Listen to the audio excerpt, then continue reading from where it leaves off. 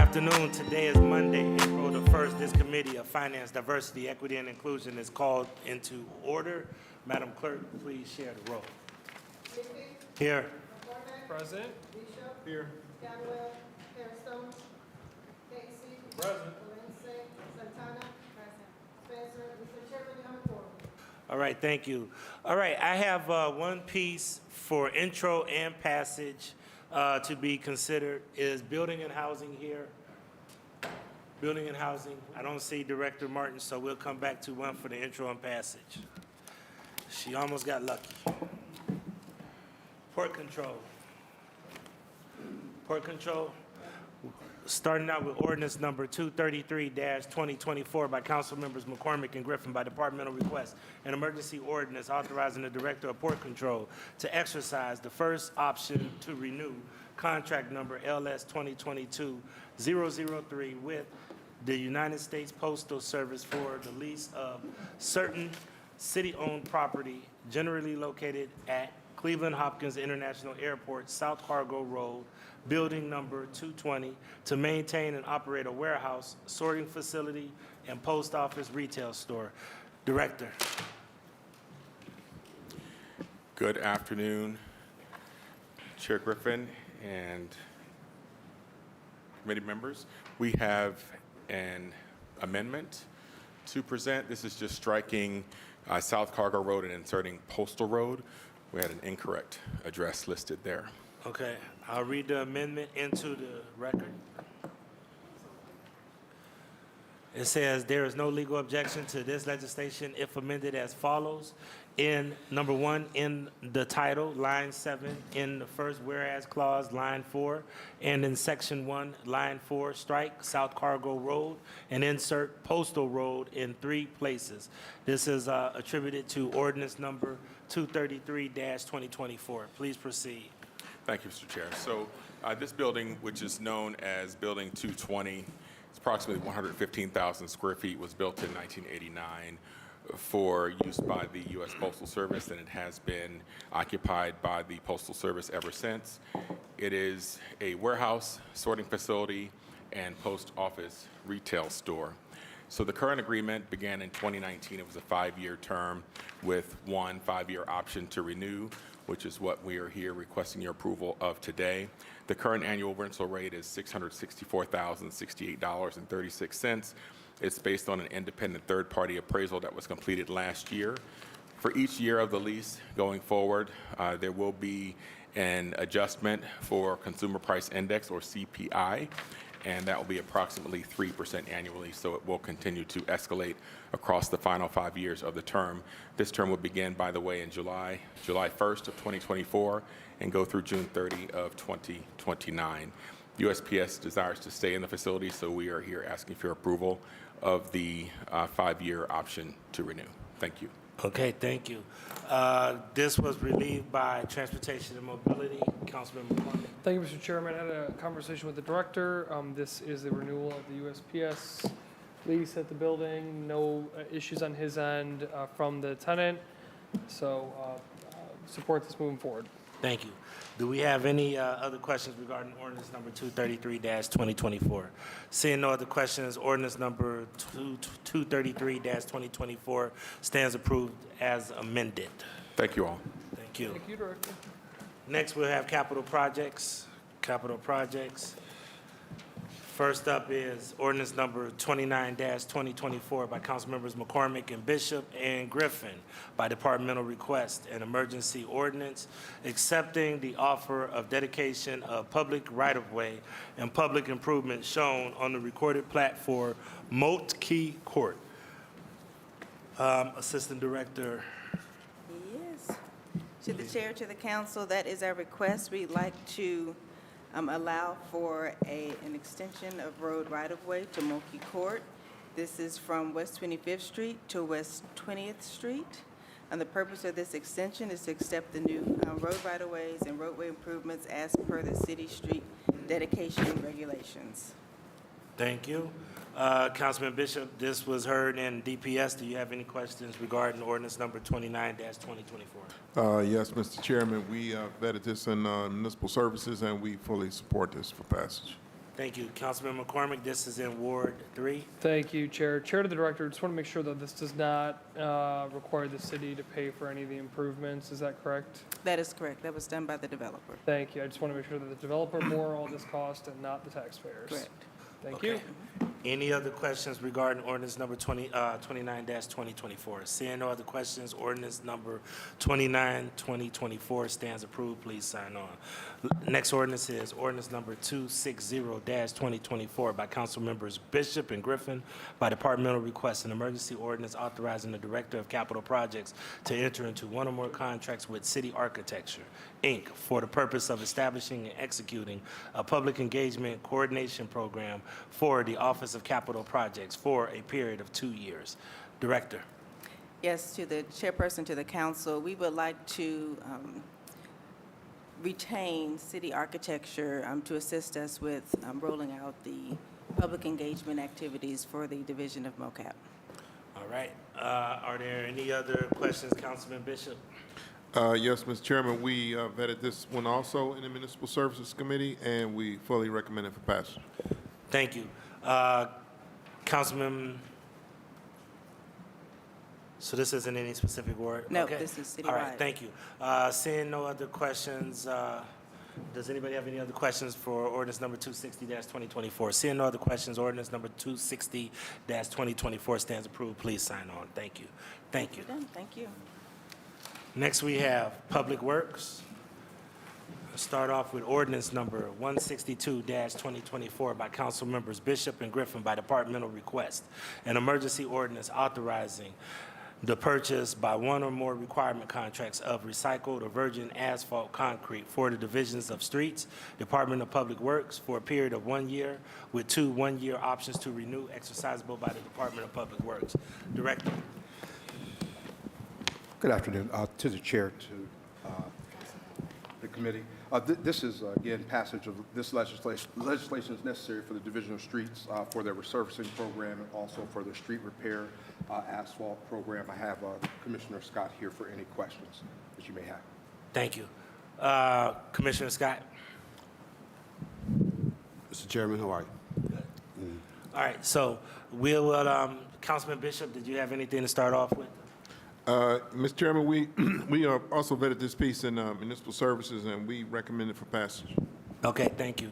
Do we have any other questions for Chair. 162-2024? I have Councilman McCormick and then Harrison. Thank you. I support this legislation. Chair to the Commissioner in Chief, good to see you, gentlemen. Crack sealing, is that a part of this, or is that, tell me about that. Mr. Chairman, to the councilman, no, this is just for the asphalt for potholes, resurfacing, and general repair. Okay. The crack sealing is a separate contract. Okay, so Chair to the Commissioner, if I've got a couple streets to look at for crack sealing, just send them in? Is Yes, that- sir. Okay, thank you. Thank you. Councilman Harrison. Thank you. I'll be brief, Mr. Chair. At our meeting last week, the commissioner and director shared with us that they do something unique in-house, which really blew my mind. I just didn't think that we, did things like that. That they take and recycle asphalt and heat it up, so that way we're not using coal patch like we used to a few years ago. That the director and commissioner, man, are doing some exciting new things that you could tell the difference. And I said, oh, no wonder why when they go down St. Clair, the holes are not back in another 2 days, right? That's just because they're using hot patch that they are putting together in-house. I personally thought that was cool, because I didn't know we could be that futuristic, right? But clearly we can with the director that we have and the commissioner that we have, and so I just thought that was cool. Just wanted to make mention of that for those who didn't attend municipal services last week. Thank you. Thank you. Councilwoman Spencer.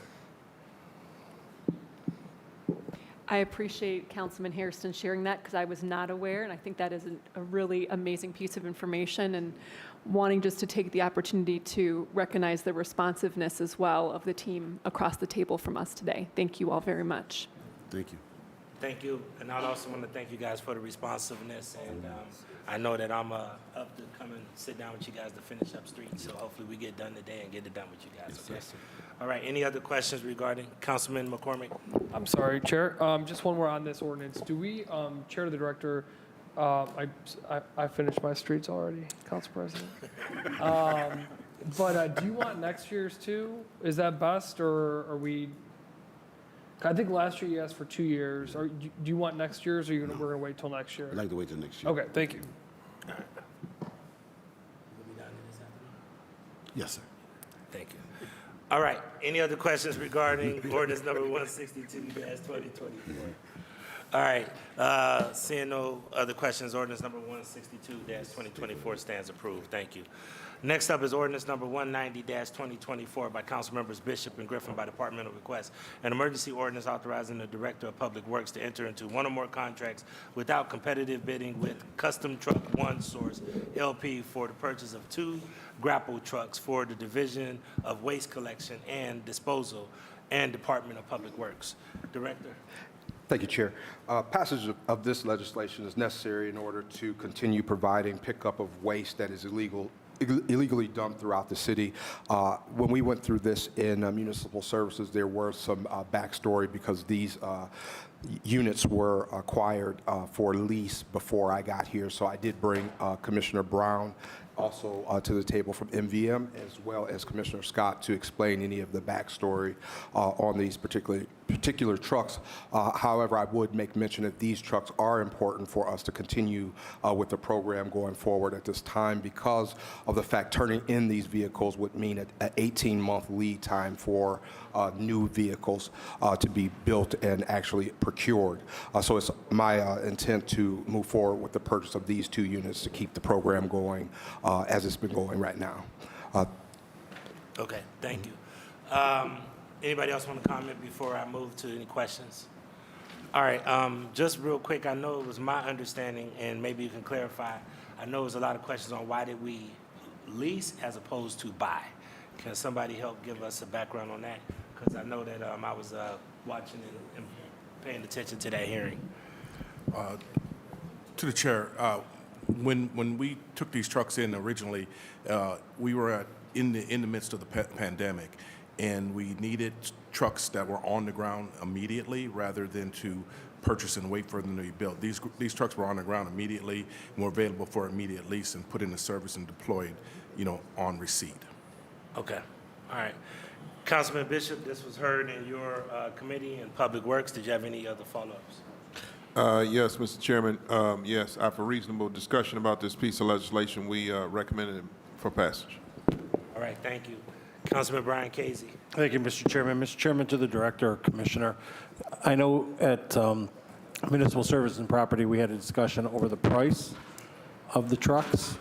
Did we figure out the exact amount that we're going to be paying for these trucks and how much we've paid to lease them? So through the chair to the councilman, the original cost for these vehicles was $169,500. We paid $79,500 towards these. So that gives us a balance of about $90,000 per truck. And then, Mr. Chairman, to the Commissioner or the Director, that's what we're paying for them is the $90,000? Through the chair to the councilman, that is correct. Okay, thank you. All right, thank you. Any other questions regarding ordinance number 190-2024? Seeing no other questions regarding ordinance number 190-2024 stands approved. Please sign on. Next ordinance is ordinance number 231-2024 by council members Bishop and Griffin by departmental request. An emergency ordinance authorizing the Director of Public Works to apply for and accept a grant from the Ohio Department of Education for the 2024 Summer Food Service Program at Camp George Forbes. Authorizing the purchase by requirement contract of breakfasts and lunches and of food products, beverages, condiments, and other paper products to implement the grant. For the Division of Recreation, Department of Public Works, and authorizing the director to contract with various nonprofit organizations for the implementation of the program. Director. Thank you, Chair. The Division of Recreation applies for this annual State of Ohio reimbursement grant to provide nutritious meals to children during the summer. The meals are free to Cleveland children 18 years and old and younger and are distributed and consumed, as you mentioned, at Camp George Forbes. This 2024 program year will begin June 10th and end August 16th. The meals will be served Monday through Friday. I have Assistant Director Laird here for any previous questions. Commissioner? You have any other comments, or are you ready? This through the chair, to the chair, actually, this program focuses just on the camp, and this is for the grant to be reimbursed for it. It's not like the actual summer food program that we do at our rec centers. That's actually done by a different organization. This is specifically for our camp, and it's a grant that we get reimbursed from the state of Ohio. It's something we do every year. It's a lot smaller than what it used to be, but that's what this is. Got it. Any other questions? Councilwoman Santana. Thank you, Mr. Chair. Through the chair to the director, are this Camp Forbes, is that across our city or is it one location? Through the chair to the councilwoman, is there one location at Yes. Camp George Forbes? Okay. It's just one place. Just one place. Another question that I have. I've been really into this, but like feeding kids healthy meals. I remember the bologna that they used to give us at one point in the rec centers. But I'm just curious, through the chair director, I mean, are they moving that way where they're giving more nutritional food? So through the items? chair to the councilwoman, for our program at the camp, we do a lot more than bologna, that's for sure. So if you ever get a chance to go out there, you'll see they do anything from chicken to, it's really well done at the camp. Fruits, the vegetables. Yeah, absolutely. Now, as far as the vended portion, that will be up to the Hunger Alliance. They'll have to go out, bid it out, whoever the contractor is, and they'll provide the meals. It'll be up to them. It happens. Every year it'll change. Got it. So right now, I couldn't tell you what it is because it hasn't actually been bid out, but I would know because the Hunger Alliance is the group that actually manages that program for our rec centers. Got it, okay. Thank you, and I would just say, just my last comment would be, if you guys could advocate for healthy meals at the rec center, you know, our kids, this is something that also affects mental health, so I'm gonna Absolutely. champion that this year. Thank you. We will do that through the chair. Okay, thank you. Any other questions regarding, Councilman Bishop, do you have any other questions regarding 231-2024? No, Mr. President, we fully recommend this for passage. All right, seeing no other questions, ordinance number 231-2024 stands approved. Please sign on. Thank you. I think that is all your pieces. All right, thank you. Thank you. Finance.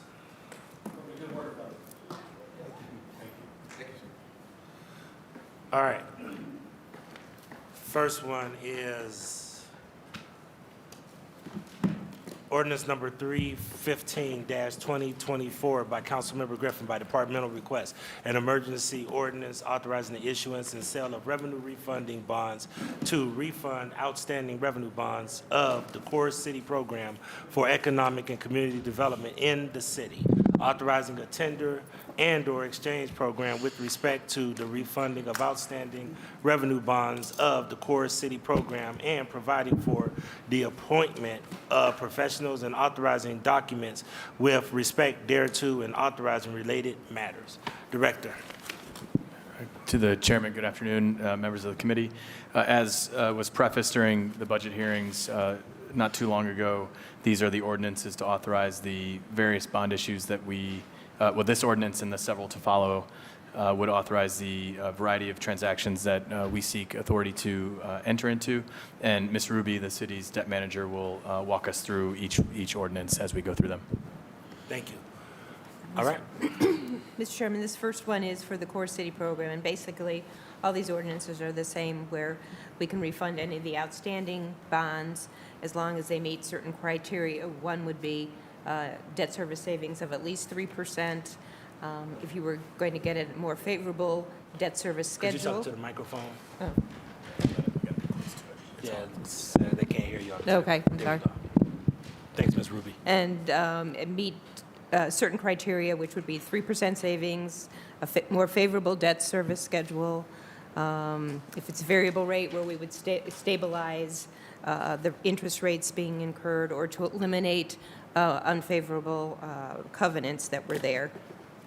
So this is our standard refunding ordinances that we've done periodically, and this is the first of 4 of them that we've got here.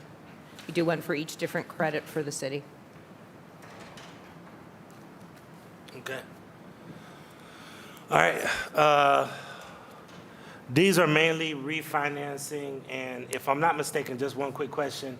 How do we do the 3%? Is it because interest rates are lower, or what made us save to be able to refinance? What factors in the market gave us the ability to refinance?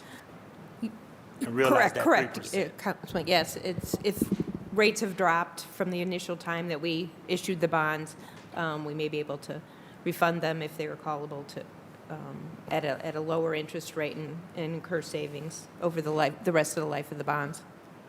Ms. Ruby, I know this might be a general question, and there's probably so many different factors to this, but we only get you at a table very rare, so I'm going to ask while I have it. What should we be looking for in federal interest rates? Because I know that that always factors into whether we can save or refinance our bonding and everything else. What should we look for at the federal level when I always hear about Mr. Powell is about to cut the rates? Does that really impact us or does it not? I don't know. I just always try to match national, federal stuff with how it impacts us with these kind of decisions. Sure. So to the chairman, I think when you see the Fed announce its interest rates and then the impact it has on mortgage rates and other interest rates that exist, they will generally go in the same direction as the interest rates that we would obtain if we issue debt.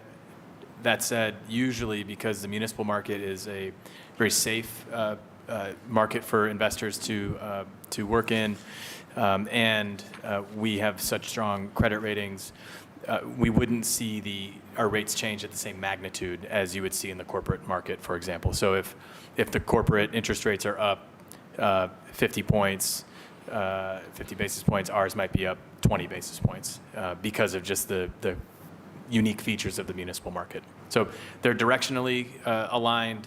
The magnitude oftentimes is different just because of the various features of our market. Okay, that's good to know because I always wonder how that impacts our day-to-day local decisions on how we make with this. But I appreciate it. Any other questions regarding 315-2024? Mr. Chair. Councilman Hairston. Anthony Hairston. Thank you, Mr. Chair. The 315 relates to Core City program. Do we have an accounting of what's left in the current bonds that was unspent? So, because I would assume, Mr. through the chair to the table, Ms. Ruby and the finance director, that each of these has some sort of they may have an outstanding balance, that hasn't been used. I'm just now getting a chance to look through each of these. I know some of these are dealing with Core City. There's different things that these bonds are dealing with. Director, Ms. Ruby. Mr. Chairman, to the councilman, I can tell you that there's about $38.6 million of principal outstanding on the Core City bonds right now that's left to be paid off of the various issues we have. There probably is, I can't tell you exactly how much is not spent at this point. I don't have that with me. But we do have, sorry about that, I mean to cut you off. Through the president, to Ms. Ruby, we do have funds left in the pot that you just narrated that has not been spent. I believe there is some from some of the series. Okay. Yeah. Okay. Some of them have been completely spent, others, there may be certain amounts left. But in terms of the principal amount to be repaid, we've got about $38.5 million. To be repaid, okay. That needs to be repaid, yeah. Thank you. And through the president, this 315 deals with Core City program. Is that Core City 1, 2, and 3 all together? This is all, I think 5 of them now. All 5 Core Yeah, Cities? a lot of them are refunding bonds Right. along the way, but yes. Okay. This would be allow for any of the outstanding bonds. Related to Core City program? Yes, to the Core City program. All right. And can you get us an accounting of all of the unspent Core City program funding? Okay. Mr. Titron, do you have that follow-up request? Yeah. All right. Anything else, Councilman Harrison? No, that's fine. I was asking about the outstanding balance and what was left unspent to be used. Thank you. All right, thank you. Any other questions regarding 315-2024? Councilwoman Spencer. Mr. Chair, I know we're talking about a series of ordinances here, all related to bonds and debt, and I wanted to zoom out for a minute and ask a big picture question and then come back to Ordinance 315. My big picture question, I want to make sure I'm following through the chair. Are these all related to our upcoming bond issuance for this year, or this is existing that we're refinancing only, the series of pieces of legislation in front of us today? Mr. Chairman, to the Councilwoman, yes, these are all for existing bonds that are outstanding, and that if we have the opportunity that we can refund them, we can move along quickly, because sometimes the markets change fairly rapidly, so that we have this opportunity, if we see it on some of these bonds. You know, they've been issued over a course of 10 years or so, and, you know, some of them have more opportunities than others, so want to be able to move if we have the chance. Okay. And then through the chair, how frequently have we taken an action like this? Is this something unusual? Is this something that is just setting the conditions for opportunity should it arise? Yeah, Through the we've chair. had these ordinances, you know. From time to time. Yeah, we do them for every 3-year period. We've done them for a number, probably the last 15 years, to make sure that we have, you know, back when there was the crisis in 2008, we realized you needed sometimes to move fairly quickly and to have the authorization to refund if it's there, so you can take advantage of it when conditions are at their best. Okay, thank you. Thank you. And then one more question, Mr. Chair, about 315 specifically. Am I incorrect through the chair that Core City basically is no longer an active program? We once, economic development used Core City for some of its economic development activities, but it's no longer an active program. Do we know through the chair? To the chair, we have not done a Core City new issuance since. 2021, we did the one for Sherwin-Williams. Yeah.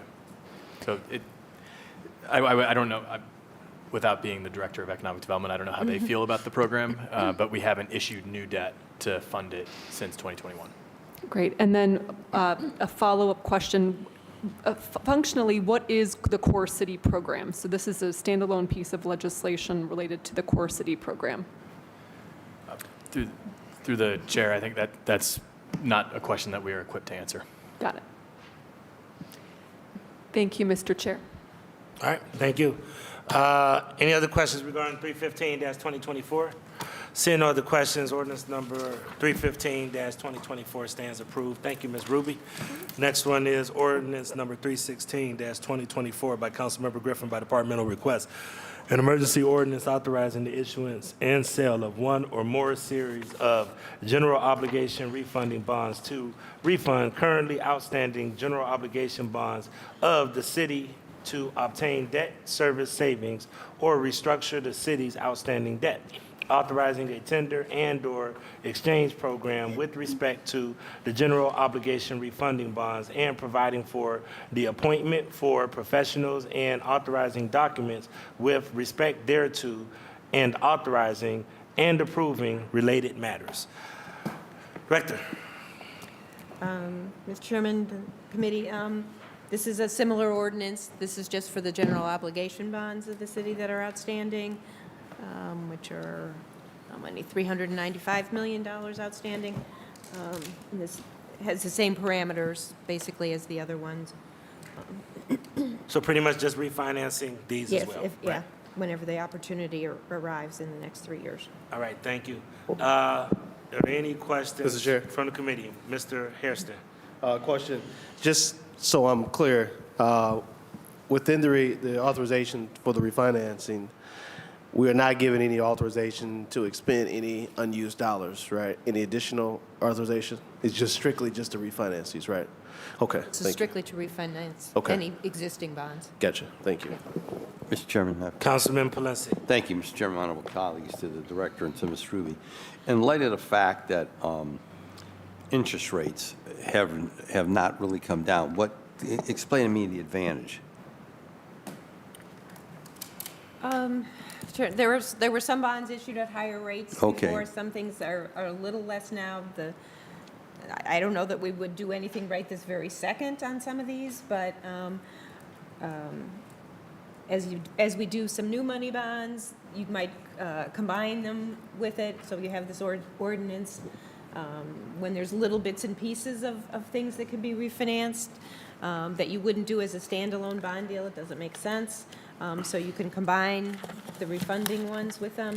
It all depends on the rates of there's a lot of 5% bonds that everybody wanted over the last few years, and sometimes those can be refinanced at this point in time. Okay, For so some savings. this authorization is good for how long? 3 years. 3 years. So the administration within a 3-year window would have the opportunity to refinance? Yes. Okay.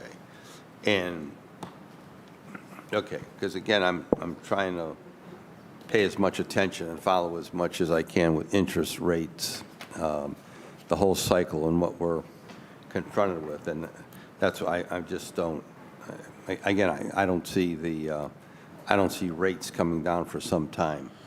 So, We have some little bits of various things, and, Okay. you know, some in GOs, some in Core City that Okay. may do it. Those Core City's taxable bonds. is there once you do that, is there a notification to council? I think the ordinance does, I don't know if I have the whole ordinance here. I think there is a notification of when we do a refunding in these Okay, ordinances. so you will notify us to Yeah. that effect. Okay, thank you, Mr. Chairman. Are there any other questions regarding 15. Or 316. 317? 16. 16? Yeah, around Yeah. 16. Yeah, 316-2024. Any other questions? Seeing no other questions, ordinance number 316-2024 stands approved. Okay. Next ordinance is ordinance number 318-2024 by Councilmember Griffin by the... 17. 17. 17. I'm moving too fast. All right. So we're on 17. All right. Ordinance number 317-2024 by Councilmember Griffin by departmental request, an emergency ordinance authorizing the issuance and sale of one or more series of subordinate lien income tax refunding bonds. We just did this, didn't we? That was general obligation. That was you. All right. To refund currently outstanding general obligation and subordinate lien income tax bonds of the city to obtain debt service savings or restructure the city's outstanding debt. Authorizing a tender and/or exchange program with respect to the subordinate lien income tax refunding bonds and providing for the appointment of professionals and authorizing documents with respect thereto and authorizing and approving related matters. Director. And Ms. Ruby. Mr. Chairman, this is the same ordinance as the others, same parameters of when we can refund. Subordinate lien can also refund GO bonds, but can't do it the other way around. So this can refund subordinate lien or general obligation bonds, and it's basically the exact same ordinance as the others. Okay. Any questions around 317-2024? Councilwoman Spencer. Thank you. And what is the, through the chair, what is the amount of outstanding principal for this ordinance? We currently have $365 million outstanding in subordinate lien income tax bonds. Any other questions regarding ordinance number 317-2024? Seeing, yep, Councilman Valencia. To Councilman. Yeah, yes, Mr. President. Just for clarity, you say we have $365 million outstanding in these bonds? Yes. So when this ordinance is passed, we can refinance all of that money or just a portion of that? A portion of that that meets the parameters of this ordinance. Generally, at least 3% savings, and we usually try for much more than 3% if we're going to bother doing it, but yeah. Okay. That's basically what these are for, or for those other, if there's some, crisis or something that may make restrictive covenants there, then we can try to get rid of those. Okay. All right. Thank you, Mr. President. All right, thank you. Any other questions Yes, regarding Mr. Chairman. Councilman Michael Valencia? Thank you, Mr. Chairman, and my honorable colleagues, and to the Director, Ms. Ruby. On 317, which we're on, and on I should ask this question, under 316 as well, is any of this outstanding debt on the municipal stadium? No. No. Okay. Thank you, Mr. Chairman. Thank you. Any other questions regarding 317-2024? Seeing no other questions, ordinance number 317-2024 stands approved. Next ordinance is ordinance number 318-2024 by Councilmember Griffin by departmental request. An emergency ordinance authorizing the issuance and sale of water revenue obligations to refund outstanding water revenue obligations, authorizing agreements related to the obligations, authorizing a tender and/or exchange program with respect to the refunding of water revenue obligations, and providing for the appointment of professionals and authorizing documents with respect thereto, and authorizing the improvement of related matters. Director and Ms. Ruby. Mr. Chairman, this is the same ordinance as the other ones, just for the Division of Water and their water revenue bonds, that we can refund them under those same parameters. Okay, thank you. Does anybody have any questions regarding ordinance number 318-2024? What's the outstanding debt, Mr. Chairman, there? Ms. Ruby? Water is $295 million. 200 and what? 95 million. 295 million. Okay. All right, Councilman Brian Casey. Thank you, Mr. Chairman. Mr. Chairman, to the Director, Chief, are these bonds under the general obligation bonds? Or just like the next piece, they're going to be enterprise funds, right? So are these bonds through the general fund, or are they through the enterprise funds? Through the chairman, for ordinance 318-2024, with respect to water revenue bonds, those are paid for solely from the revenue of the Division of Water. All right, thank you. Thank you. Any other questions regarding 318-2024? Seeing no other questions, please sign on to ordinance number 318-2024. Ordinance number 319-2024 by Councilmember Griffin by departmental request, an emergency ordinance authorizing the establishment of and the issuance by the City of Airport System subordinated. Should that be City of Cleveland? So we need to have an amendment, or don't we, in the emergency ordinance to say the City of Cleveland Airport System? So, Mr. Roberts, in the emergency ordinance opening section, we need to amend, add that, but I cannot make an amendment. Does anybody, can anybody offer an amendment? Sure. Councilman McCormick is offering amendment in the emergency ordinance section. Thank you, Mr. Chairman. I'd like to amend the executive summary in the emergency ordinance section. Let's see. On the first line, strike airport system and insert Cleveland. Airport system. Yeah, we just Airport, I'm insert sorry. City, it was just insert Cleveland. All right, City of yep, Cleveland there we go. Airport So System. insert, okay, so forget that. In the first line, insert Cleveland before airport. Mr. Roberts, do you have that? All right, Councilman McCormick has proffered an amendment. Do we have a second?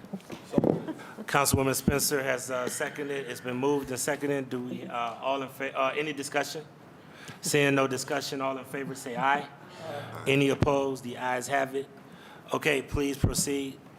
This is authorizing the establishment and ordinance number 319-2024 as amended by Councilmember Griffin by departmental request, an emergency ordinance authorizing the establishment of an issuance by the City of Cleveland Airport System subordinated indebtedness in the form of revolving lines or credit and/or a commercial paper program in an aggregate principal amount not to exceed $175 million at one time to pay costs of improving the airport system, authorizing one or more revolving credit agreements, reimbursement agreements, official statements, dealer agreements, supplemental indentures, notes, evidencing subordinate debt indebtedness, and other agreements related to subordinate indebtedness, and authorizing and approving related matters.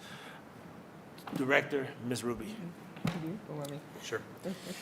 To the chairman and the committee, this, unlike the prior four ordinances, deals with the issuance of new debt by the city in an amount not to exceed $175 million for the airport.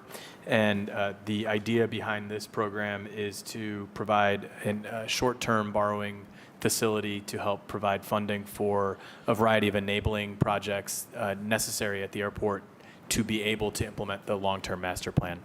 So I think the facility would go out up to 3 years, would provide liquidity for the airport to be able to complete a variety of more minor infrastructure projects that would then allow the airport to implement the fuller plan. And this debt, to the extent it's outstanding, would be taken out with a long-term bond issuance, which would be subject to further authorization by council. Okay. All right, did anybody have any other questions regarding ordinance number 319-2024? Councilman McCoy. Thank you, Chair. So just to confirm to the chief, these are the dollars that have already been agreed upon by the airlines with the airport system to start phase one, is that correct? Through the chair, yes, the airlines, the airport went through the lease approval process with the airlines. Airlines unanimously approved this borrowing program, and so once we have that approval from the airlines is when we come to city council. There's really no point in asking for authority to do something from council if the airlines aren't willing to pay for it. So they're kind of step one. Step two is coming to council. Thank you. Thank you, Councilman Palenci. Thank you, Mr. Chairman, my honorable colleagues, to the director, Ms. Ruby. Does this include, or is the demolition of the former Sheridan, is that a part of this? Through the chairman, I believe that is one of the many projects on the list for the airport. So then that will be taken out and there'll be a parking lot put there, correct? Through the chair, yeah, the short-term plan for that is surface parking, and then to be, I believe the plan long-term is more structured parking over there. Okay. So is there anything a part of this legislation, any capital item that has not been thoroughly discussed by the council and in the committee? Through the chair, I would expect yes, given that this is a 3-year lending facility, and I would imagine that projects in 2028 or 2027 have not yet been authorized by council. But any projects would have to be authorized by council. Okay, that's what I want to get clear. Okay, thank you very much. All right, thank you. Councilman Casey and then Spencer. Councilman Spencer, then Hairston. Thanks, Mr. Chair. Okay, so this is new debt. First of all, to clarify through the chair, this is new debt. I am not on the Transportation and Mobility Committee. I was initially when I started on council, so I'm a little less familiar. I seem to remember through the chair that something stuck in my mind that the city wouldn't be paying for the airport improvements at all. So how does that, I need like a little 101 level lesson here, and how does this piece interplay with what the airlines are doing and our overall expenses related to the modernization program? So through the chair to the councilwoman, that is correct. The city is not on the hook for any of the costs associated with the airport. The arrangement the city has with the airlines is what's called a fully residual lease arrangement, in which the airlines are responsible for covering all of the costs of the airport that are not covered by other sources of revenue, the concession revenue, et cetera. So let's say it costs $1 to run the airport. We have 40 cents of concession revenue. The airlines have to come up with the other 60 cents. Included in that formula is any cost of debt. The city is simply the issuer of the debt because it is our airport. Thank you, through the chair. And so, okay. So who's going to, this is just, it seems like a new tool I'm just not familiar with. So we're issuing the debt. I think I'll put a pin in that and then let Councilman Hairston, I'll read through this, and let Councilman Hairston ask his question and maybe come back. But maybe I'll conclude with this question. How does this issuance then fit into the bigger picture of the example you just gave of the 40 cents and 60 cents hypothetical? So through the chair, it could make the airport cost $1.20 instead of $1 to operate. And in that case, that's why the airlines have to approve under the lease any issuance of debt, because they have to agree that they're willing to pay for it. So we would not issue any debt for the airport if the airlines were not willing to pay for it through their lease payments. Okay, and then through the chair, why would the airlines wish to use the debt-based approach to pay for improvements? Just to stay Through more the- liquid. Through the chair, I think it's in the airlines and the city's interest to have a modern, well-functioning facility that works for both passengers and the operators. And it requires investment to accomplish that. And I think anyone who's been to Hopkins knows that it could use some investment. And so this is part of their operating expenses to have the ability to take off and land and have passengers at Cleveland Hopkins International Airport to pay for the improvements that are made there. Okay, thanks, Mr. Chair. I'll yield to You wanna go back Councilman on? Hairston. Thank you. No, it's okay. Thank you. Councilman Anthony Hairston. Thank you, Mr. President. Just a quick question. As it relates to the airport, how are we going to ensure that we have participation from minorities on the renovations here? This is a large dollar amount. This is an opportunity to uplift a lot of black and brown businesses to another level, right? And I hope that we have a plan to support them. This is how, if you look at Atlanta and see what Atlanta did in the redevelopment of their airport and how many black millionaires were created from that project. Many brown millionaires were created from that project. And we have the ability to do the same thing here with this project, from asphalt companies to concrete companies to general contractors to interior mechanical contractors and building contractors and so forth. Even, haulers, right? Demolition companies. We got a lot of black and brown people across the city who can do this work. So, if you're looking for my support, I'm looking for a commitment to ensure that black and brown people will have an opportunity to be a part of this project. I'm not talking about, we're gonna bid and then we'll see where folks land. No, it has to be clear objectives here that says that we are going to support minority participation on these projects, and not just city workers, but entities who can help do the work on these. This is a huge project. This is not small by no means, right? And this is where we can pull some of these large contracts apart. Now we give it to one big contractor and they go out and find the small folks. So we have the ability to pull this apart to allow for trucking companies, hauling companies, demolition companies, a lot of people to be a part of this project. And just simply Cleveland businesses, whether you're black or brown or not, right?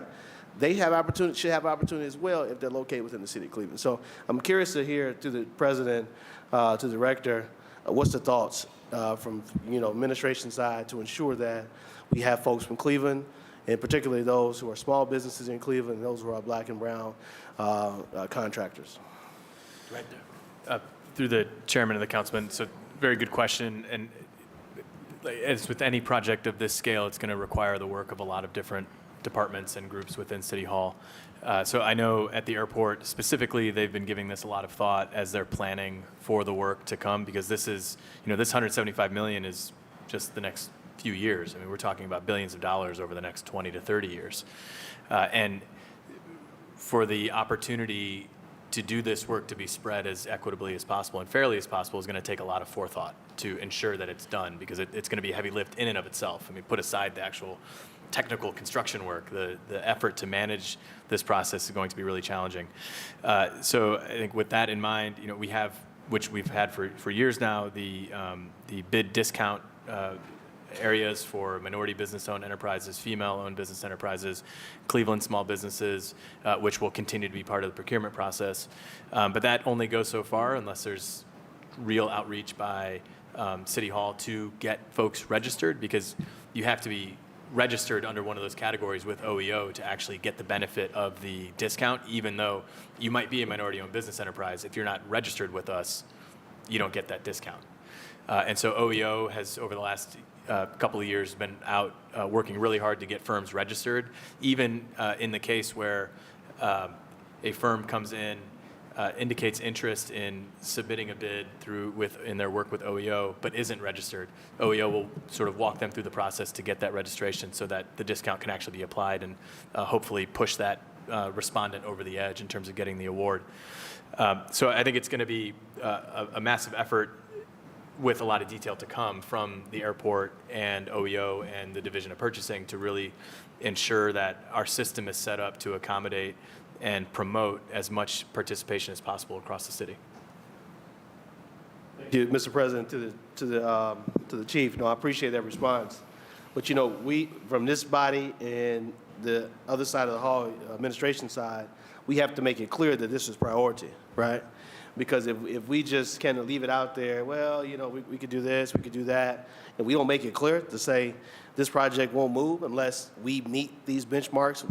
Unless we really see progress on bringing folks in to be on this project, right? I mean, we can't let this opportunity escape us. This is the first of many iterations to come as it relates to the airport renovation, and we have to draw the line in the sand with this first step here, right? To say that we are serious about ensuring Black and brown businesses are going to be a part of this project. Even our smaller businesses will have opportunity. Ensuring our female businesses, our small Cleveland businesses are a part of this project. Like, we can't let this opportunity pass us up. And so I'm looking for some hard line things that the administration intends to do to ensure that they will have the opportunity to participate, and not with just we'll do a pre-bid conference and you come and you can see what's available and then we may or may not pick you. No, like we need to say, this is our project, right? And I get, you know, we have this agreement with the airlines and they pay for this. However, this is still municipally owned and operated airport, right? And so we have say-so as well. And so we have to use our say-so and our hammer to ensure that there's some level, some percentage will go to these individuals who are in our city and who deserve an opportunity to participate. I mean, it's only right that we ensure that, right? So, Mr. President, I don't know how we ensure that with this piece today, that happens, and I'm happy to have a conversation with our Chair of Transportation and Mobility and yourself. I'm not sure how we get that done today, but it's something that we need to really hammer down on as it relates to ensuring participation on this project. We can't let this out the door. We have no assurances that, you know, folks are going to really participate on this project, Mr. Chair. And if we do and they don't, then, you know, when they come back to us, we'll see where they land. So those are my thoughts, Mr. Chair. First of all, thank you, Councilman, and I do want to make sure that a couple of things that I redirect and make sure that we get the answers to your question. These are just setting up the bonds. When we issue the actual debt, then do they have to come back? Well, to the chairman, when the airport wants to enter into contracts for the projects, yes, they'll have to come back. Okay. And I would just note, just sort of in the broader context, frankly, the federal government and the state government are not particularly helpful when it comes to minority and other underrepresented members of our community getting representation in contracts. You know, we used to have actual requirements in the Fannie Lewis laws. Those were struck down by the Ohio Supreme Court.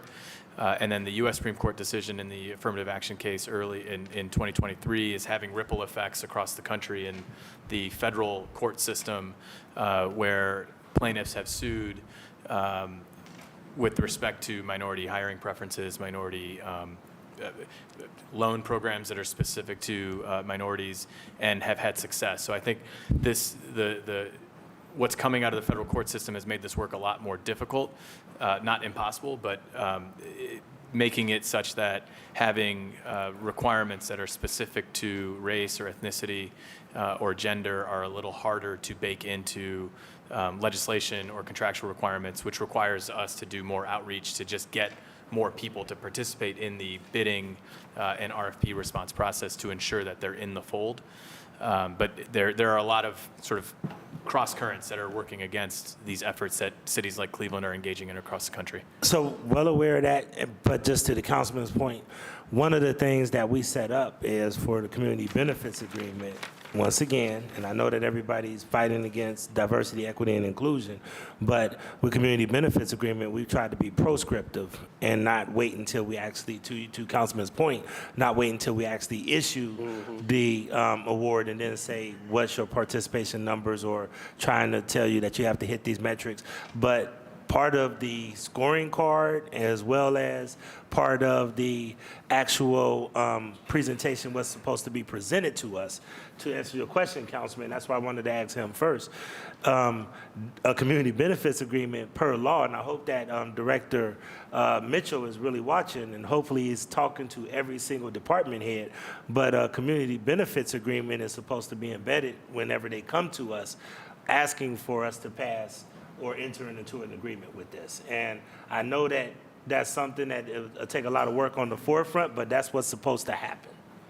So to your point, that's why we did community benefits ordinance, and hopefully we need to make sure we watch to make sure that's happening. Absolutely, Mr. President. You know, and that was on my mind that we have the ordinance now, that maybe we can use that as a way to, ensure, the participation levels that we want to see on the project. And I get, because of the changes federally and here within our state government, has made it more difficult for us to, kind of ensure those things. But again,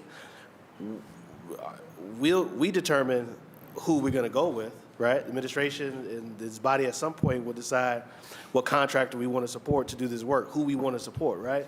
So if we, again, make it a point to break some of these large contracts apart and make them smaller, so that way smaller companies that are minority can participate, or at least have a shot in a real way to participate.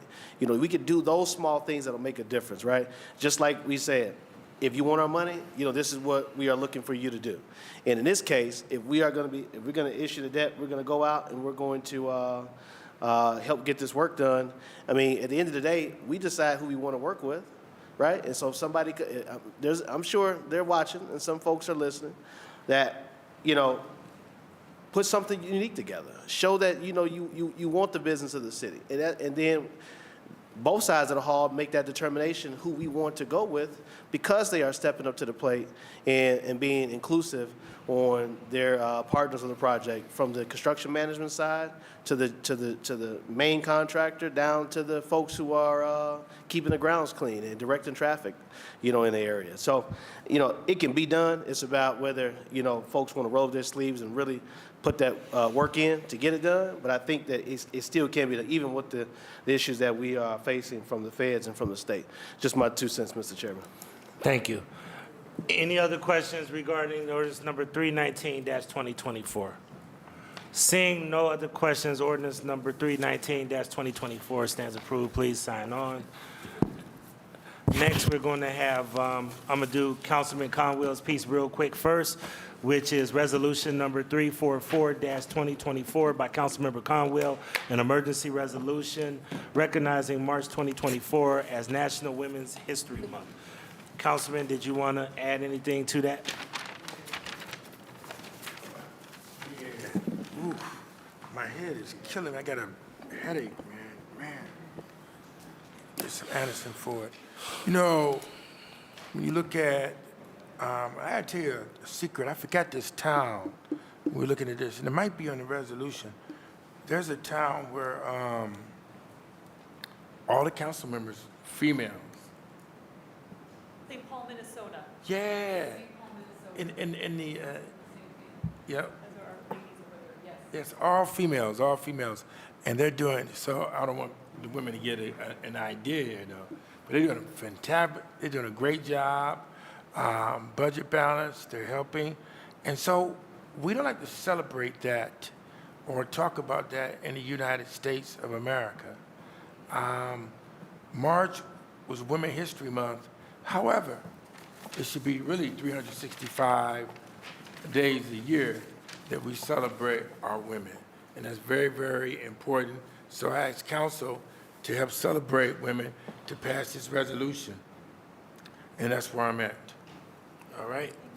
And I think that all of us are more than willing to do that. Anybody else have any comments on ordinance number 344-2024? If anybody would like to be added? Me too. Is there any objection to all of this committee being added? And they would have to ask on the floor, but all of this committee, if you could add everybody on this committee. Okay, thank you. All right. Okay, last but not least, come on up, Director Martin. We have some cleanup language regarding residents first, and Special Assistant Davis and Chief Martin. This is ordinance number 388-2024 by Council Members Hairston and Griffin by departmental request and emergency ordinance to amend sections 367.99, 3103.09, 3104-02, 3104-06, 3106.01, 3106.05, and 3106.06 of the codified ordinances of Cleveland, Ohio, 1976, as amended by ordinance number 1039, 2023, passed February 5th, 2024, relating to criminal and civil enforcement and vacant property registration and inspections. Chief and Mr. Davis. Thank you. Good afternoon. Through the chair, with any large construction project, there's always a punch list at the end, and we found ours. And so we're back in front of you for some minor changes that we think catch some of the things that we needed to change. So that's really it in brief. Okay, so she pretty much summed it up. Can you just give like kind of just a quick synopsis of the things that we need to clean up Absolutely. in the Yeah. ordinance and why they're so important? Thank you, Chair, to the Chair and to the committee. We broke these up into two main categories, items that we wanted to clarify out of an abundance of caution, just to make sure there was no discrepancies. If there's concerns down the road, we're always thinking of lawsuits that may be coming. Want to make sure our definitions were in order, lining up our definition of building with that of the states, just clarifying that we're going to be using the same words. So legal items. We also are correcting a few mistakes. We had two provisions that penalize the same item. So we updated them, but forgot to erase our work before as a group. We wanted to make sure we were including, as we always intended to, civil tickets for the violation of our lead ordinance that had been lost in the shuffle earlier on. We want to make sure this is here for our lead ordinance, that we're enforcing our lead ordinance through daily civil tickets.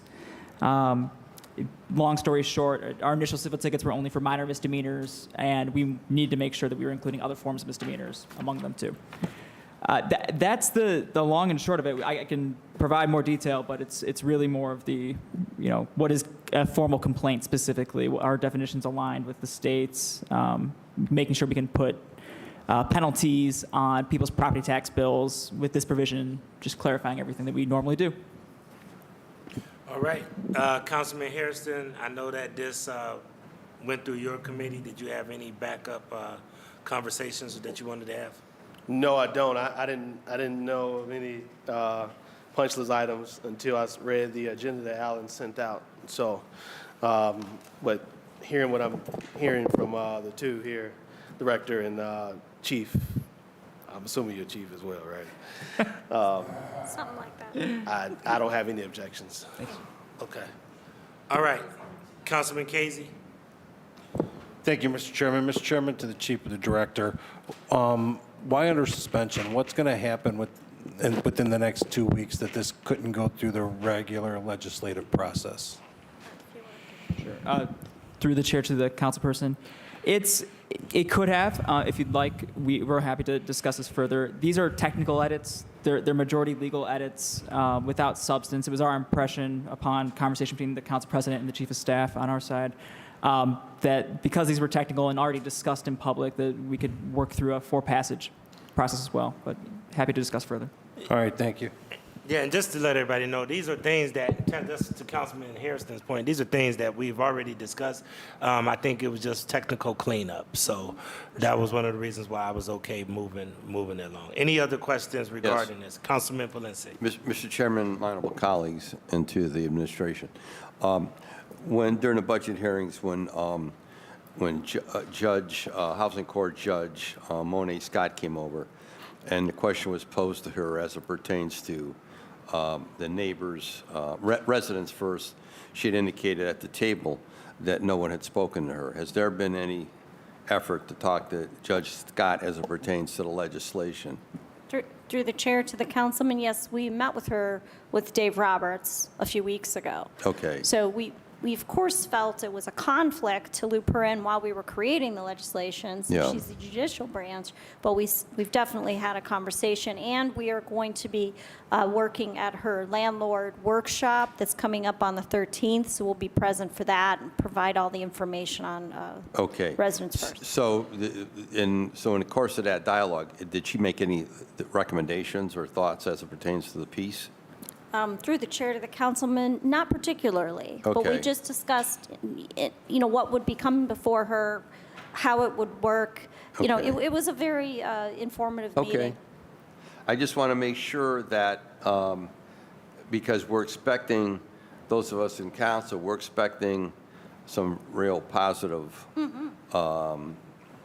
aspects of this to take hold in the city, and I want to make sure that we don't get into a situation where the judge then finds that there are parts of it that are not legal, or they're not, she's not able to implement under the provisions that's set forth in the legislation. So I just want to make sure, because I don't have to tell you, every day, I'm looking at my call logs today, every day complaints on building and housing. Yep. Every day. Yep.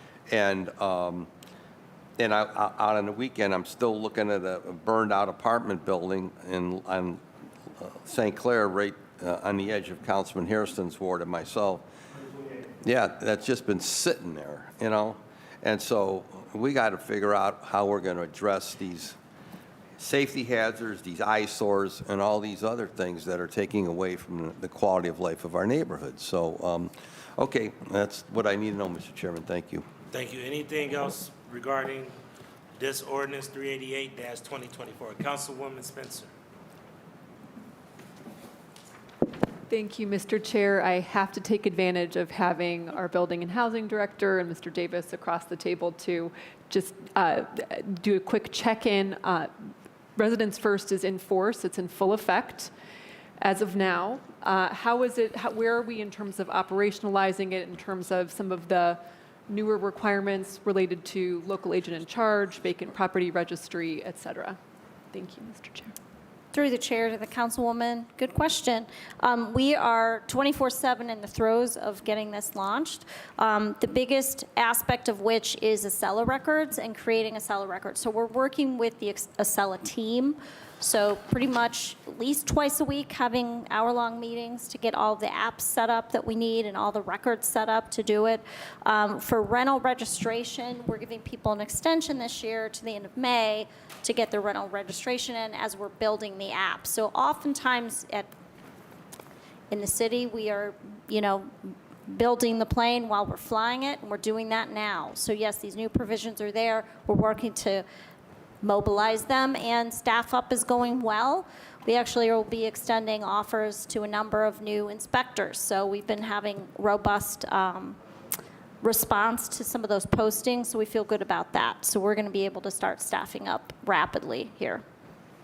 Thank you. And then follow-up question is, I have heard from a few folks that the portal has been down for rental registry, something along those lines. So to clarify through the chair. Through the chair to the councilwoman, that's true, because the former app that was created by a third-party vendor was full of bugs and crashed. So we did dismantle that just to avoid confusion. So the people who have registered early have supplied their forms and information to the rental registration group. That's fine.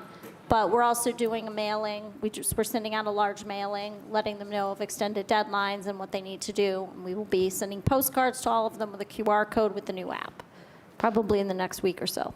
Thank you.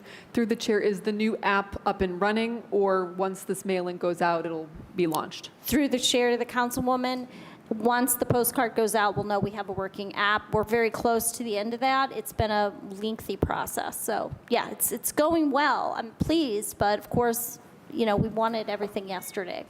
Okay. Thank you for continuing to build the plane. And then, so one more question through the chair is then the other aspects of Residents First, namely a new vacant property registry, the local agent in charge requirement. My office is interacting with property owners all the time, and we are already communicating to them that there's a new law in effect. What should we tell them in terms of when they will be required to take action in accordance with Residents First? Through the chair to the councilwoman, for the vacant building app, that's getting built after the rental app, so we're expecting in another month or so that we'll be doing a rollout also with postcard mailing to everyone that we know is the owner of a vacant property, and obviously there will be more than the ones we're just aware of, but that's where we will start, using U.S. Postal Service vacancy data, water shutoff data, and also looking at our property survey results to target those mailings. So in the works, but not there yet. So I would just tell them that we have a new splash page on the website for Residents First. We are going to use that as a place to put all the updates and all the new information. So we are going to, in fact, we have a draft of a one-pager we're going to be taking to the landlord workshop that the judge is having. That's going to have a QR code pushing people to the splash page, which is already up and running. And every time we update something or have a new link to a portal, we're going to put it there. So this is going to be an easy way to like tell them where to go. So we'll send them to the splash page. The splash page will have other links for them. So that's probably the easiest way to communicate that. We're also working with the comms team to create a video showing people how to navigate the new portal, kind of a screenshot situation, and explaining what the new requirements are, because it's a lot of new information and we certainly want them to be successful. And we understand it may take them a little more time to get all the things together. Next year should go much more smoothly, but thank you. Great. And then I would just say through the chair that I think please educate council as some of this comes out, whether it's a cheat sheet or just instructions for our staff, just because I know that we interact constantly with landlords in one way or another, and we want to be able to help with enforcement in our own way by directing people to comply with the law. So education of the council and council offices, I think, will be beneficial, and I look forward to that. Through the chair to the councilwoman, thank you. We certainly need your help, and we will certainly utilize Mr. Tytran to get the word out whenever we have anything new to launch. Thank you. All right. All right. Thank you, Mr. Chair. Other questions regarding ordinance number 388-2024? Seeing no other questions, ordinance number 388-2024 will be heard and considered for passage this evening. Thank you so much. That being said, this Committee of Finance, Diversity, Equity, and Inclusion is adjourned to the next call of the chair, which is not until 4/15/2024. Remember, we are off next week because of the Eclipse Day. Thank you.